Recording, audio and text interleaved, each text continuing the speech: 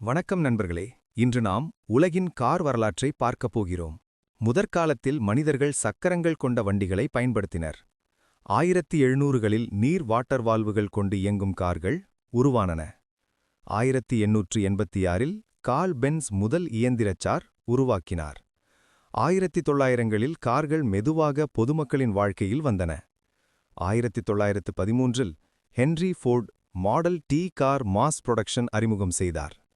1920களில் கார்கள் விரைவான மற்றும் நவீன வடிவங்களில் வந்தன. 1930களில் கார்கள் ஏரோடைனமிக் வடிவங்களுடன் வந்தன. பெருதைய உலகப் போரால் கார்கள் தொழில்நுட்பத்தில் மேம்பட்டன.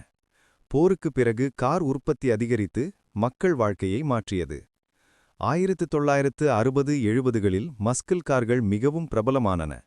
1970களில் ஜப்பானிய கார்கள் உலக சந்தையில் முக்கிய பங்கு பெற்றன. 1980-90களில் பாதுகாப்பு தொழில்நுட்பங்கள் கார்கள் மீது மையமாகிவிட்டன. பிராண்டுகள் லக்ஸரி மற்றும் அதிவேக கார்கள் உருவாக்கின. 2000களில் மின்சார கார்கள் மற்றும் ஹைபிரிட்கள் சுற்றுப்புற சூழலை காக்க வந்தன. இப்போது சுய இயங்கக்கூடிய கார்கள் புதிய மாற்றத்தை கொண்டுள்ளன. வருங்கால கார்கள் அதிசய வடிவங்களுடன் நகரில் வந்துவிடலாம்.